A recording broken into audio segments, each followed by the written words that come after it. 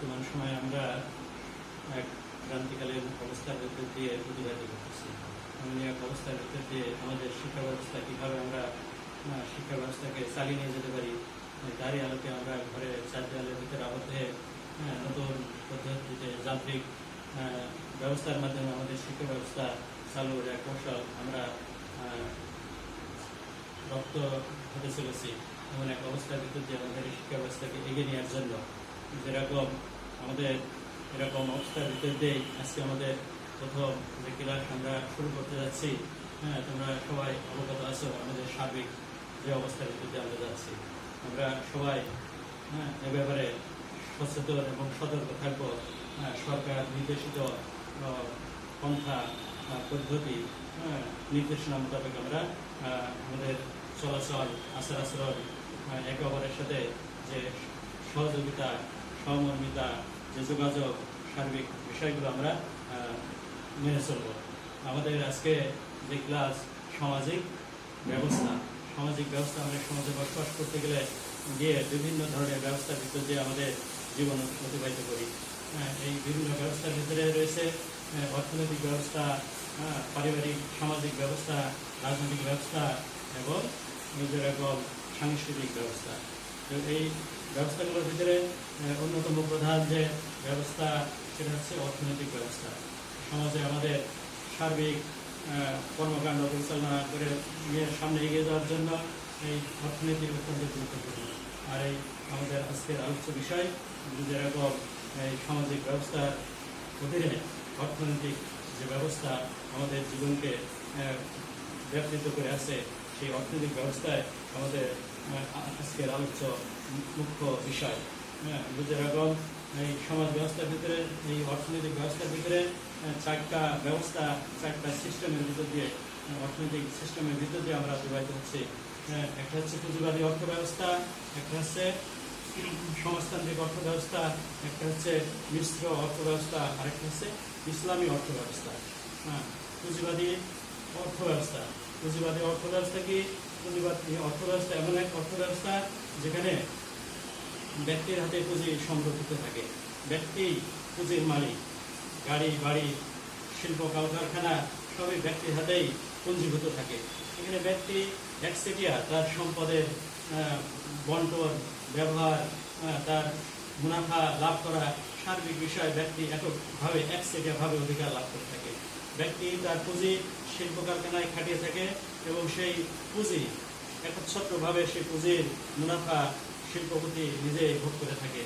এমনই এক অবস্থা এখানে শ্রেণী শোষণ, দুইটা শ্রেণী এখানে বিদ্যমান থাকে। একটা হচ্ছে শিল্পপতি আর একটা হচ্ছে শ্রমিক শ্রেণী। এই দুই শ্রেণীর অবস্থা সমাজে বিদ্যমান থাকে এই পুঁজিবাদী সমাজে। শ্রমিক শ্রেণী সর্বদা তাদের মজুরির পর্যাপ্ত যে শ্রমের যে মজুরি সেটা থেকে অনেক সময় বঞ্চিত হয়। আর ধনিক শ্রেণী তাদের পুঁজি সমাজে সর্বোচ্চ ব্যবহার করে প্রতিযোগিতার মাধ্যমে সর্বোচ্চ মুনাফা হাসিল করার অর্জন করার তারা চেষ্টা চালিয়ে যেতে থাকে।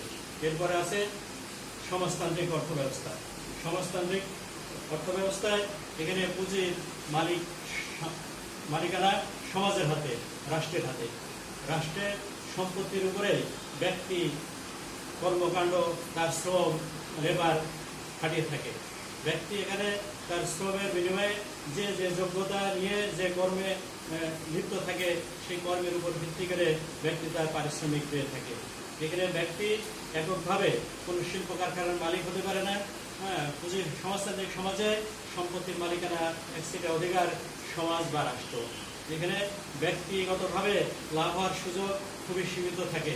এখানে কিছু ব্যক্তি এরকম অন্য ব্যক্তির থেকে সুবিধা বেশি ভোগ করতে পারে, যেরকম একজন বিশেষজ্ঞ ডাক্তার, একজন বিশেষজ্ঞ ইঞ্জিনিয়ার, একজন বিদেশ থেকে ডিগ্রি ইঞ্জিনিয়ার, বুয়েট থেকে পাশ করা ইঞ্জিনিয়ার, বিদেশি ডক্টরেট ধারী বিশেষজ্ঞ ডাক্তার, এরা বিশেষভাবে এখানে সুবিধা পেয়ে থাকে তাদের বিশেষ ডিগ্রির কারণে।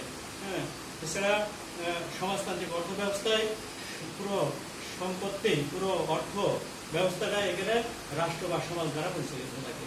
এরপরে আছে মিশ্র অর্থনীতি। মিশ্র অর্থনীতি কি? মিশ্র অর্থনীতি বলা হচ্ছে পুঁজিবাদী সমাজ এবং সমাজতান্ত্রিক সমাজের ভিতরে যে বিষয়গুলা যেগুলা কল্যাণকর মানুষের জন্য সেই বিষয়গুলো বাছাই করে, পুঁজিবাদী থেকে ভালো দিকগুলো কল্যাণকর দিকগুলো বাছাই করে এবং সমাজতন্ত্রের যেগুলো ভালো দিক কল্যাণকর দিক সেগুলো বাছাই করে নতুন ধরনের অর্থনৈতিক ব্যবস্থা চালু করা হয়, সেটাই হচ্ছে মিশ্র অর্থনীতি। এখানে সমাজতন্ত্র এবং পুঁজিবাদের কল্যাণকর দিকগুলো এখানে নিহিত থাকে। এখানে মানুষের কল্যাণ বিদ্যমান থাকে, এখানে ব্যক্তি বিশেষের বিশেষ সুবিধা এখানে হাসিলের সুযোগ কম। ইসলামী অর্থব্যবস্থা, ইসলাম হচ্ছে পূর্ণাঙ্গ জীবন বিধান। ইসলাম পূর্ণাঙ্গ জীবন বিধান। আল কোরআনে আমাদের সামাজিক জীবনের সার্বিক বিষয় সংরক্ষিত আছে। তো আমাদের অর্থনীতি কেমন হবে? ইসলামী নির্দেশনা দিচ্ছে। ইসলামের মাধ্যমে ইসলামী শরিয়া মোতাবেক আমাদের অর্থনীতি আয় কিভাবে হবে, আমাদের সঞ্চয় করলে সেটা কিভাবে আমরা ফেরত পাবো, পুরো অর্থনীতি ইসলামী কোরআন এবং সুন্নাহ মোতাবেক আমরা ইসলামী অর্থব্যবস্থাকে এখানে বলা হচ্ছে ব্যবসাকে হালাল করা হয়েছে এবং সুদকে হারাম করা হয়েছে ইসলামী অর্থব্যবস্থায়। তো এ হচ্ছে 4টা অর্থব্যবস্থা আমরা এখানে দেখতে পেলাম। এরপরে আমরা সম্পত্তি সম্পর্কে সামাজিক যে ব্যবস্থা তার অধীনে আমরা পড়েছিলাম যে অর্থনৈতিক ব্যবস্থা। আর এই অর্থনৈতিক ব্যবস্থার অন্যতম প্রধান যে দিক সেটা হচ্ছে সম্পত্তির ধারণা। সম্পত্তি কি? সম্পত্তি আছে কোনো বিষয় বা বস্তু যার উপর মানুষের এক্সটেরিয়া অধিকার বিদ্যমান থাকে। সমাজবিজ্ঞানী জিন্সবার্গের মতে কোনো বস্তু বা সামগ্রীর উপর কোনো ব্যক্তি বা গোষ্ঠীর একচ্ছত্র আধিপত্যকেই সম্পত্তি বলে। সম্পত্তির কিছু বৈশিষ্ট্য আমরা দেখতে পাই। সম্পত্তি হতে হলে তার উপযোগিতা থাকতে হবে। সম্পত্তি কোনো বিষয় বা বস্তু হবে। সম্পত্তি হতে গেলে সেটা কোনো বিষয় অথবা বস্তু হতে হবে। সম্পত্তির হস্তান্তরযোগ্য। সম্পত্তি হলে সেটা অবশ্যই কি হস্তান্তরযোগ্য। একজন আরেকজনের কাছে সেটা বিনিময় করতে পারবে, হস্তান্তর করতে পারবে। নিরঙ্কুশ মালিকানা। সম্পত্তির যে ব্যক্তি যে সম্পত্তির অধিকার হবে ওই সম্পত্তির উপরে ওই ব্যক্তির নিরঙ্কুশ একচ্ছত্র মালিকানা থাকবে। সম্পত্তি ক্ষমতার প্রতীক। আমরা দেখতে পাই যে ব্যক্তির যত সম্পদ তার সমাজে সম্মান মর্যাদা এরকম বেশি। এরকম সম্পত্তি ক্ষমতারও প্রতীক হিসেবে দেখা দেয়। সম্পত্তি চলমান, সম্পত্তি শেষ নেই, গতিশীল। সম্পত্তি একজনের হাত থেকে আরেকজন, আরেকজনের হাত থেকে আরেকজন, এভাবে প্রতিনিয়ত সম্পত্তি থেমে নাই, এক জায়গায় আবদ্ধ নাই। এটা কারোর না কারোর যেরকম অধীনে আওতাধীন হয়ে পড়ে। সম্পত্তির বৈশিষ্ট্য আমরা দেখলাম। এরপরে সম্পত্তির ধরন, সম্পত্তি কত প্রকার এ সম্পর্কে আমরা দেখব। সম্পত্তি ধরন সাধারণত 4 ভাগে আমরা ভাগ করে থাকি। সমাজবিজ্ঞানীগণ সম্পত্তিকে 4 ভাগে ভাগ করছে। বলতেছে এজমানি সম্পত্তি বা সাধারণ সম্পত্তি। এজমানি সম্পত্তি বা সাধারণ সম্পত্তি কি? যে সম্পত্তিতে একাধিক মালিকানা স্বীকৃত, একাধিক ব্যক্তি বা গোষ্ঠী যে সম্পত্তির উপরে অধিকার রাখে, এই ধরনের সম্পত্তিকে বলা হচ্ছে সাধারণ সম্পত্তি বা এজমানি সম্পত্তি। সাধারণ এরকম হতে পারে যে এক এলাকায় বড় কোনো শিল্প কারখানা দেওয়া হয়েছে, সেখানে সবাই অধিকার আছে। একটা এলাকায় একটা জলাশয় হতে পারে যে ওই এলাকার বিশেষ একটা সম্প্রদায়, বিশেষ একটা গোষ্ঠী ওই জলাশয়টা নিয়ন্ত্রণ করে থাকে। সবাই সেখানে অধিকার আছে, দাবি আছে, সমাজ স্বীকৃত অধিকার আছে। এরপর আছে যৌথ পারিবারিক মালিকানা। যৌথ মালিকানাকে আবার 2 ভাগে ভাগ করা আছে। যৌথ পারিবারিক মালিকানা, যৌথ শেয়ার ভিত্তিক মালিকানা। যৌথ পারিবারিক মালিকানা স্বামী পিতা মাতার নামে বাড়ি থাকতে পারে, গাড়ি থাকতে পারে, শিল্প কারখানা থাকতে পারে। এই ধরনের সম্পত্তিতে দেখা যায় কি যে পরিবারের ছেলে মেয়ে সবাই ভোগ ভোগ করে থাকে। হ্যাঁ, গাড়ি থাকলে সেটা ছেলেমেয়েরা ব্যবহার করে স্কুলে, বাজারে। হ্যাঁ, এরকম বাড়ি থাকলে সেগুলো ছেলেমেয়েরা ব্যবহার করে। এরকম শিল্প কারখানা থাকলেও দেখা যায় কোনো ছেলে, যোগ্য ছেলে থাকলে হ্যাঁ ওখানে উপযুক্ত একটা পদে বসিয়ে দেওয়া হয়েছে ছেলেকে। এক্ষেত্রে স্বামী, পিতা মাতা সন্তানদেরকে অধিকার দিয়ে থাকে। হ্যাঁ, এরপরে আছে যৌথ শেয়ার ভিত্তিক মালিকানা। একটা শিল্প কারখানায় যৌথ শেয়ার ভিত্তিক মালিকানা এমন যেখানে একটা শিল্প কারখানা গড়ে উঠতে পারে অনেক বিশেষ কয়েকজন ব্যক্তির দ্বারা প্রতিষ্ঠিত হতে পারে। এ ধরনের শিল্প কারখানায় যে মুনাফা অর্জন হয়, বলে যে সেই মুনাফা যে কয়জন ব্যক্তির দ্বারা শিল্প কারখানা প্রতিষ্ঠিত হয়ে থাকে সেই কয়জন ব্যক্তি সবাই এই মুনাফার ভোগ করতে পারে। হ্যাঁ, এই ধরনের সম্পত্তি যৌথ শেয়ার ভিত্তিক মালিকানা। হ্যাঁ, একটা শিল্প কারখানায় অনেক সময় দেখা যায় কি বাজারে 100 শেয়ার ছেড়ে দিয়েছে, তো এই শেয়ার যারা ক্রয় করবে ওই শিল্পের মালিকানা দ্বারা অধিকার করতে হবে। হ্যাঁ, এরপরে আছে ব্যক্তিগত সম্পত্তি। ব্যক্তিগত সম্পত্তি আবার দুই রকমের, বলতেছে ব্যক্তিগত মালিকানা। একটা ব্যক্তিগত সম্পত্তি আর একটা ব্যক্তির নিজস্ব ব্যবহার্য সম্পত্তি, একান্ত নিজস্ব ব্যবহার্য সম্পত্তি। ব্যক্তিগত সম্পত্তি একজন ব্যক্তির যে একটা শিল্প কারখানা থাকতে পারে, একটা বাস থাকতে পারে, গাড়ি থাকতে পারে। হ্যাঁ, শিল্প কারখানা যদি থাকে ওই ব্যক্তি শিল্প কারখানায় পুঁজি খাটিয়ে বলে যে ইনভেস্ট করে ওখান থেকে সে কি করবে, বেশি থেকে বেশি মুনাফা সে অর্জন করতে পারবে, আর এটা ব্যক্তির নিজস্ব সম্পদ হিসেবে পরিগণিত হবে। এরপর আছে ব্যক্তির নিজস্ব ব্যবহার্য সম্পত্তি। ব্যক্তি নিজস্ব সম্পত্তি, নিজস্ব ব্যবহার্য সম্পত্তির ভিতরে হতে পারে একটা ঘড়ি, হতে পারে একটা মোবাইল, হতে পারে একটা ল্যাপটপ, হতে পারে একটা মোটরসাইকেল বা প্রাইভেট কার। এই ধরনের সম্পত্তি ব্যক্তি নিজেই একান্তে, একটা দামি পোশাক হতে পারে, ঘড়ি হতে পারে, এগুলো ব্যক্তি একান্ত নিজস্ব সম্পত্তি। এখান থেকে বলে যে ব্যবহার করে ব্যক্তির এই জিনিসগুলো ব্যবহার করে ব্যক্তি মুনাফা হাসিল করতে পারে না। মুনাফা অর্জন করা, ব্যবহার করে অতিরিক্ত এগুলো খাটিয়ে বিশেষ কোনো অর্থনৈতিক সুবিধা হাসিল করতে পারে না। কিন্তু ব্যক্তিগত সম্পত্তি যেখানে, সেখানে ব্যক্তি ওই সম্পদটাকে খাটিয়ে বলে যে এরকম বেশি থেকে বেশি মুনাফা বা অর্থ উপার্জন করতে পারে। তাহলে ব্যক্তিগত সম্পত্তির ভিতরে এরকম পার্থক্য আছে। ব্যক্তিগত সম্পত্তি একটা যেখানে সম্পত্তি খাটিয়ে ব্যক্তি কিছু মুনাফা বা অর্থ লগ্নি করে সে কিছু সেখান থেকে আয় উপার্জন করতে পারে, বৃদ্ধি করতে পারে অর্থ। আর ব্যক্তি নিজস্ব ব্যবহার্য সম্পত্তি যেটা, সেখানে ব্যক্তি বিশেষ কোনো মুনাফা অর্জন করার সুযোগ নাই, এখানে ব্যক্তি সেটা ভোগই করে থাকে। এরপরে আমরা যেটা দেখবো, যে জিনিসটা দেখবো সেটা হচ্ছে সম্পত্তির ক্ষেত্রে আমরা আদিম যুগ থেকে বর্তমান আধুনিক সমাজ ব্যবস্থার উচ্চতর শিখরে আমরা এসে পদার্পণ করছি।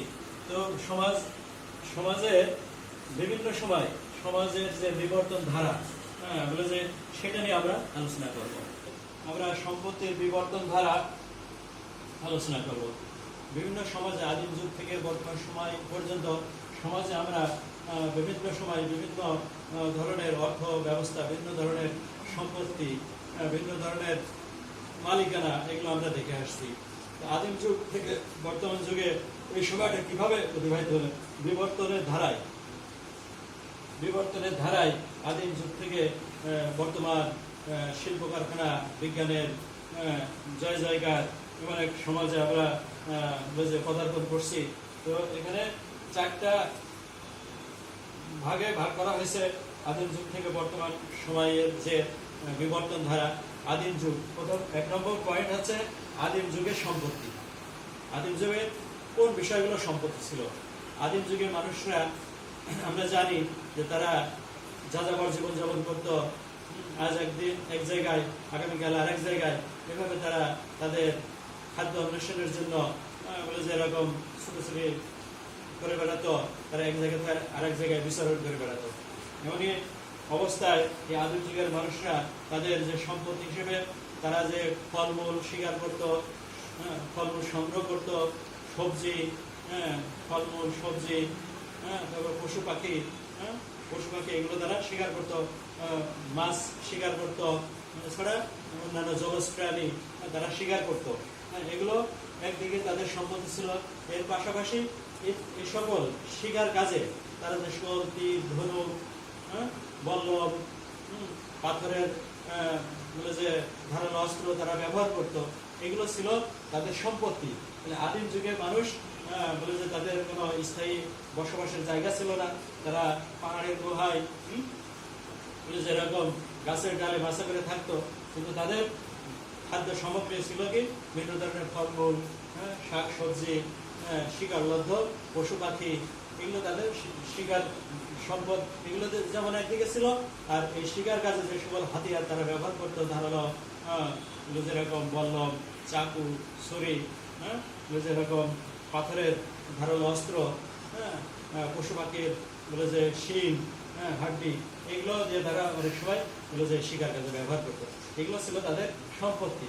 আদিম যুগ অতিবাহিত হওয়ার কয়েক লক্ষ বছর এই অবস্থায় চলার পরে এক সময় মানুষ বলে যে এরকম পশু পালন করতে শেখে।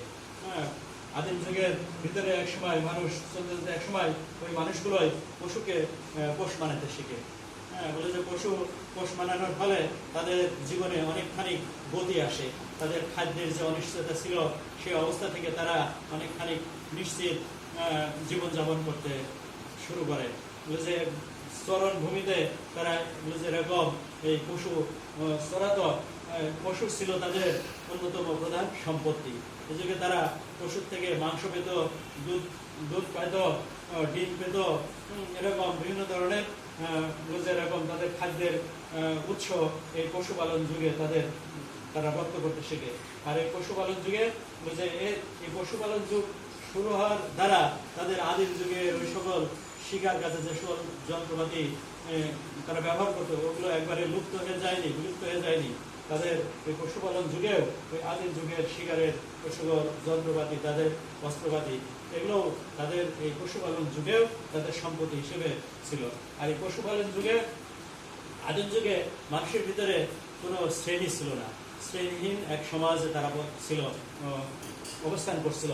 কিন্তু পশুপালন যুগ যখন শুরু হয় তখন মানুষের ভিতরে সম্পত্তির ধারণা আসে, ব্যক্তিগত সম্পত্তির ধারণা আসে। এখানে শ্রেণী বৈষম্য কিছুটা হলেও শুরু হয়। পশুপালন যুগে যখন ব্যক্তিগত সম্পত্তির ধারণা আসে, তার সাথে সাথে শ্রেণী বৈষম্য, শ্রেণী ভিত্তিক একটা সমাজেরও সূত্রপাত হয়। আর এই যুগের পরে যে যুগ আমরা দেখছি সেটা হচ্ছে পশুপালন যুগে চলতে মানুষ এক সময় কৃষির আবিষ্কার করতে শেখে। আর এই কৃষি যুগ শুরু হওয়ার দ্বারা মানুষের যে পশুপালন যুগে আদিম যুগ থেকে একটু উন্নততর যুগ পশুপালন যুগ, সেখান থেকে আরেকটু উন্নততর যুগ বলে যে কৃষি যুগ ও সম্পত্তি। কৃষি যুগের সম্পত্তি, কৃষি যুগকে কয়েকটা ভাগে ভাগ করা হয়েছে: দাস যুগ, সামন্ত যুগ, যান্ত্রিক। কৃষি যুগ পশুপালন যুগের পরবর্তী যে সময় যে যুগ শুরু হয় সেটা ছিল কৃষিভিত্তিক যুগ। যে পশুপালন করতে করতে মানুষের ওই সমাজের ভিতর থেকেই কৃষির আবিষ্কার করতে শিখে। কৃষি আবিষ্কার মানুষকে বৈপ্লবিক এক যুগের ভিতরে বৈপ্লবিক এক পরিবর্তন এনে দেয়। কৃষির মানুষকে বিভিন্ন দিক থেকে মানুষকে বলে যে এরকম সামনের দিকে এগিয়ে যেতে সাহায্য করে। কৃষি আবিষ্কারের সাথে সাথে মানুষ তার স্থায়ী বসবাসের ব্যবস্থা করতে শেখে। মানুষ যখন কোনো শস্য তারা জমিতে বপন করতে শিখলো, তখন সেগুলো বপন করে হয়তো অন্যত্র তারা শিকারি কাজে বেরিয়ে গেছে, ফিরে এসে হয়তো দেখছে তাদের কৃষি ফসল বলে যে এরকম বিনষ্ট হয়ে গেছে, পশু পাখিতে খেয়ে নষ্ট করে দিছে। তো তারা এমন অবস্থায় চিন্তা করলো যে তাদের এই ফসল, কৃষি ফসল কিভাবে তারা অর্জন করতে পারে, জমি থেকে সুষ্ঠুভাবে পেতে পারে। তখন তারা স্থায়ীভাবে ওই ফসলের পাশাপাশি 6 মাস 3 মাস এরকম ওই ফসলের পাশে বসবাস করে ওই ফসলটাকে তারা সংগ্রহ করার জন্য এরকম স্থায়ীভাবে বসবাসের একটা ধারণা তাদের ভিতরে আসে। কৃষি যুগের সাথেই মানুষের স্থায়ীভাবে বসবাসের যে একটা যোগসূত্র আমরা দেখতে পাই। আর এই কৃষি যুগেই মানুষের আরো পশুপালন যুগে যে ব্যক্তিগত সম্পত্তি ছিল, কৃষি যুগে এসে এই ব্যক্তিগত সম্পত্তির ধারণা মানুষের ভিতরে আরো বেশি বৃদ্ধি পায়। কারণ ভূমি সম্পত্তি বৃদ্ধির একমাত্র হাতিয়ার এই যুগে ছিল ভূমি। আর এই ভূমি জোরজার মূল্যতার এই নিয়মে তারা বেশি থেকে বেশি বলে যে এরকম ভূমি দখল করতে থাকে, আর সেই অধিক ভূমির দ্বারা তারা অধিক পরিমাণ শস্য ফলাতে শিখে। আর এই ফসলের দ্বারাই তারা বলে যে এরকম ওই সমাজে কিছু মানুষ বলে যে এরকম সম্পদশালী হতে থাকে, আর ওই মানুষগুলা অন্যদের তার বশ্যতা স্বীকার করতে শেখে। এই যুগে আমরা আগেই বলছি যে এই যুগের ভিতরেই আমরা দেখছি দাস সমাজ, সামন্ত সমাজ এবং যান্ত্রিক সমাজের অবস্থা আসতে একে পরে। হ্যাঁ, কৃষি যুগের প্রথমে যখন কিছু মানুষ বলে যে ব্যক্তিগত সম্পত্তি ধারণা আসলো, তখন শক্তিশালী মানুষগুলো তার অধীনস্থ দুর্বল মানুষদেরকে দাস হিসেবে ব্যবহার করতে শুরু করলো। আমরা জানি পাশ্চাত্য রোমান ও গ্রিক সভ্যতার যে বিষয়গুলো আছে, সেখানে এই দাসদেরকেই হাতিয়ার হিসেবে ব্যবহার করেছে কৃষিক্ষেত্রে, খনিজ ক্ষেত্রে। দাসদের শ্রমের উপর ভিত্তি করেই সেই যুগে বলে যে মানুষ বলে যে কিছু মানুষ এরকম সম্পত্তি অর্জন করতে শেখে, সেখানেই ব্যক্তিগত সম্পত্তির ধারণা বেশি থেকে বেশি মানুষের ভিতরে আসে।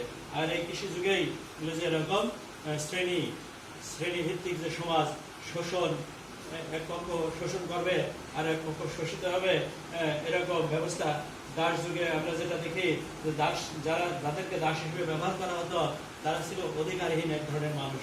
তাদের সাথে দাস মালিকরা কি করতো? পশু পাখির মতোই আচার ব্যবহার করতো। তাদের নাগরিক অধিকার ছিল না, চিকিৎসা অধিকার ছিল না, পারিবারিক অধিকার ছিল না, এরকম বিভিন্ন ধরনের অধিকার থেকে তারা বঞ্চিত ছিল। এই অবস্থা যখন সমাপ্তি হলো, তখন শুরু হলো সামন্ত যুগ। দাস যুগে দুইটা শ্রেণী ছিল, দাস মালিক আর দাস। হ্যাঁ, এই যুগের যখন সমাপ্ত হলো, এরপরে দাস যুগের গর্ভেই সামন্ত সমাজের জন্ম হলো। সামন্ত সমাজের দুইটা শ্রেণী ছিল, সামন্ত সমাজ, সামন্ত প্রভু আর ভূমিদাস। দাসরা হলো এখানে ভূমিদাস, আর দাস মালিকরা সামন্ত সমাজের হলো সামন্ত প্রভু। যেরকম এই দাস যুগ যখন সমাপ্ত হয়ে সামন্ত যুগে শুরু হয়, তখন দাস মালিকের সাথে দাসদের একটা চুক্তি হয়, আর এই চুক্তির ফলে এই সামন্ত সমাজের সৃষ্টি হয়। আর এই সমাজে যেরকম দাসরা হলো ভূমিদাস, তারা কিছু ভূমি পেল, তারা তাদের সক্ষমতা অনুযায়ী ওই জমি তারা আবাদ করত। তাদের এই আবাদ থেকে, কৃষি ভূমির থেকে তাদের ওই ফসলের একটা অংশ সামন্ত প্রভুকে দিতে বাধ্য থাকতো। সামন্ত প্রভুদের যে বাড়িতে কোনো আচার অনুষ্ঠান, ছেলেমেয়ের বিয়ে শাদী, এরকম বিষয়গুলো যখন আসতো, তখন ভূমিদাসরা ওই সামন্ত প্রভুদেরকে যে এরকম ওই অনুষ্ঠানে উপঢৌকন দিতে বাধ্য থাকতো। বিনিময়ে সামন্ত প্রভু ভূমিদাসদের কাছ থেকে যে অন্য কোনো সামন্ত প্রভু দ্বারা যদি কখনো আক্রান্ত হতো, তখন ওই সামন্ত প্রভু ভূমিদাসদের সহযোগিতা পাবে এই প্রতিশ্রুতি তাদেরকে কাছ থেকে নিয়ে রাখছিল। তো দাস সমাজের পরে এরকম সামন্ত সমাজের যে এরকম ইউরোপীয় সমাজে সামন্ত সমাজ বিদ্যমান ছিল। আমরা যদি আমাদের সমাজের মাধ্যমে এই সামন্ত সমাজ বুঝতে চাই, তাহলে ব্রিটিশ যে ভারতীয় সমাজে যে ইংরেজদের শাসন ছিল, এই সমাজে ইংরেজদের যে শাসন ব্যবস্থা ছিল, সেখানে ইংরেজরা যে জমিদারদের দ্বারা আমাদের সমাজ যেভাবে শাসন করেছিল, জমিদারদের ব্যবহার করে ঠিক অনুরূপী একটা ব্যবস্থা ওই সামন্ত সমাজে ছিল। যে আমাদের ভারতীয় উপমহাদেশে আমরা দেখছি ব্রিটিশরা যখন শাসন করছে, তখন তারা সরাসরি খাজনা আদায় করতে যেত না। তাদের অনুগত একটা বাহিনী, এদেশীয় অনুগত একটা অনুগত বাহিনী তারা সৃষ্টি করেছিল, যাদেরকে তারা জমিদার হিসেবে নাম দিয়েছিল। আর এই জমিদাররাই বলে যে কৃষকদের কাছে গিয়ে বলে যে এরকম তাদের জমির খাজনা আদায় করত। আর এই খাজনা আদায় করতে গিয়ে আমরা জানি বিভিন্নভাবে ভূমিদাসদেরকে, ভূমি যারা ব্যবহার করতো, কৃষক, তাদেরকে বিভিন্নভাবে অত্যাচার, নির্যাতন করত। আর এই সমাজের গর্ভেই আবার নতুন একটা সমাজের সৃষ্টি হয়, সেটা হচ্ছে যান্ত্রিক যুগ বা যান্ত্রিক সমাজ। যান্ত্রিক যুগ বলে যে এই সামন্ত সমাজ মূলত কৃষির পরিপূর্ণ রূপ বিদ্যমান ছিল সামন্ত সমাজেই। আর এই সামন্ত সমাজ থেকে আস্তে আস্তে মানুষ যন্ত্র শিল্পের দিকে ধাবিত হতে থাকে, ছোট ছোট কুটির শিল্প স্থাপিত হতে থাকে। এই যুগটাই যান্ত্রিক যুগ। আর এরপরে যখন 4 নম্বর যে যুগ, সেটা হচ্ছে শিল্প যুগ। যে ওই কুটির শিল্প থেকেই আস্তে আস্তে মানুষ একসময় মানুষ পরিপূর্ণ শিল্প যুগে পদার্পণ করে। পরিপূর্ণ একটা শিল্প যুগে পদার্পণ করে। এই যুগে মানুষের আয় রোজগারের প্রধান হাতিয়ারই ছিল বলে যে অর্থ উপার্জনের অন্যতম প্রধান বলে যে মাধ্যমে আছে শিল্প কলকারখানা। ইউরোপীয় সমাজে ফরাসি বিপ্লবের মাধ্যমে শিল্পযুগ শুরু হয়। এরপর ব্রিটেন, জার্মান, আমেরিকা এসব দেশগুলোতে শিল্পের ব্যাপক প্রসার লাভ করে। শিল্প যুগে আমরা দেখতে পাই যে ওই দাসরা শিল্প কলকারখানায় শ্রমিক হিসেবে তাদের শ্রম বিক্রি করতে থাকে। আর ওই সামন্ত প্রভুগণই এখানে এসে শিল্পপতি বা পুঁজির মালিক, পুঁজিপতি হিসেবে প্রতিষ্ঠিত হয়। তাহলে শিল্প যুগে আমরা দেখতে পাচ্ছি এখানে শিল্প কারখানায় হচ্ছে সম্পত্তি। শিল্প যুগে শিল্প কারখানায় সম্পত্তি।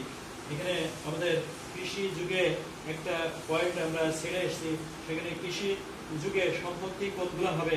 কৃষি যুগে কৃষি কাজে যেসব যন্ত্রপাতি কৃষকরা ব্যবহার করে থাকে সেগুলো হবে কৃষি যন্ত্রপাতি। হতে পারে ঘোড়া, গরু, আমরা জানি যে কুকুরকে অনেক সময় কৃষিকাজে লাঙ্গল টানার জন্য ব্যবহার করা হয়েছে, লাঙ্গল তলা, এরকম জিনিসগুলো, দা, কাস্তে, কোদাল, এসব জিনিসগুলো কৃষি যুগের সম্পত্তি ছিল।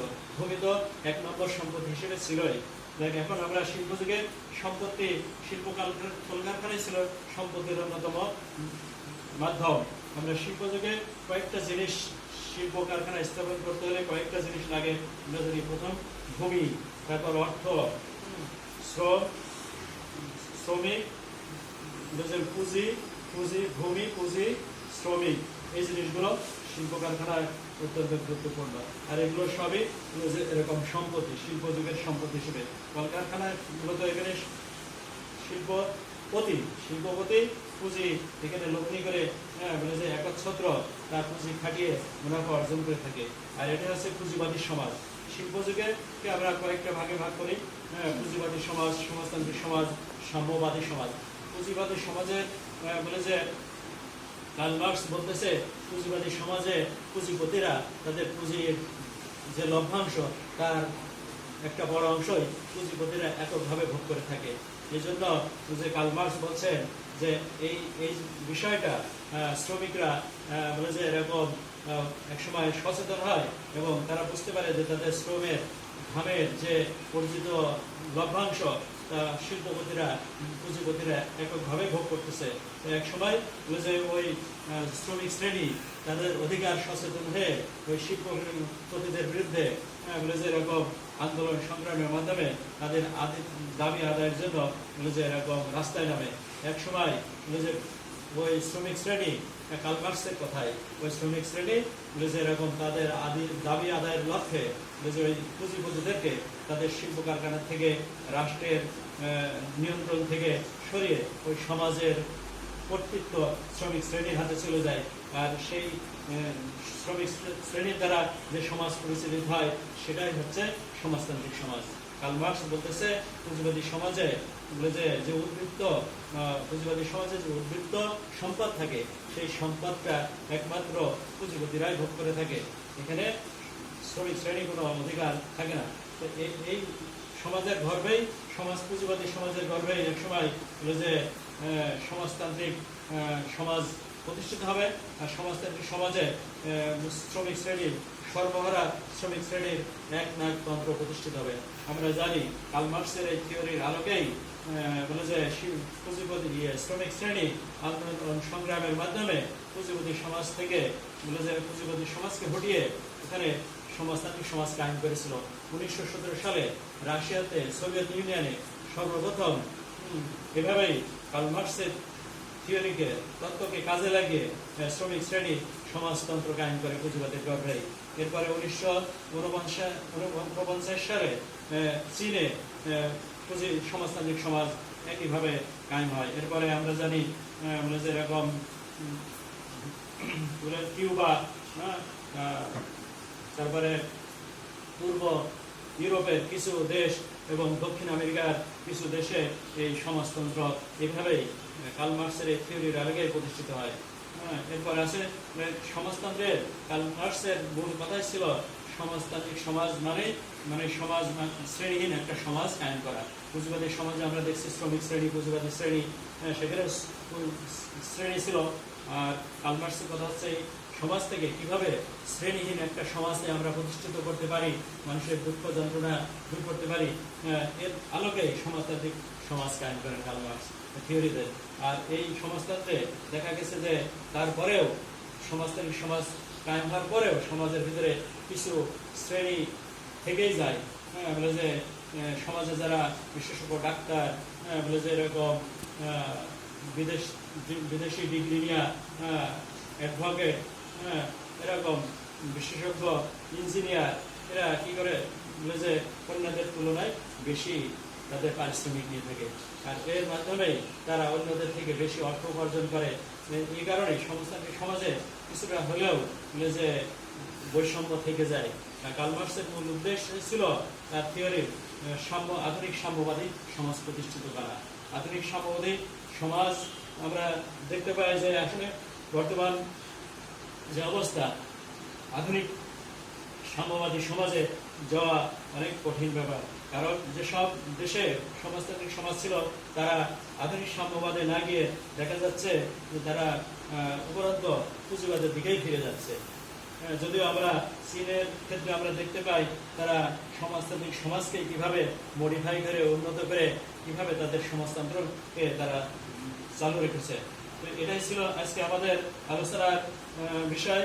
আমরা এই আলোচনা থেকে শিকন ফল যেগুলো সম্পত্তির ধারণা সম্পর্কে তোমরা জানতে পারবে, সম্পত্তির বৈশিষ্ট্য ধরন সম্পর্কে তোমরা জানতে পারবে, সমাজে বিভিন্ন সমাজের সম্পত্তির বিবর্তন ধারা সম্পর্কে জানতে পারবে। এগুলোই আমরা মোটামুটি আলোচনা করলাম। তো সামনের ক্লাসে আমরা রাষ্ট্র সম্পর্কে আলোচনা করবো ইনশাআল্লাহ। রাষ্ট্র সম্পর্কে, রাষ্ট্র কি, রাষ্ট্রের উপাদান, রাষ্ট্র উৎপত্তি সম্পর্কিত মতবাদ, এগুলো আমরা সামনের ক্লাসের জন্য আমরা প্রস্তুতি হিসেবে নিয়ে আসবো। আল্লাহ হাফেজ। আজকে আমরা এ পর্যন্ত রাখলাম। আসসালামু আলাইকুম।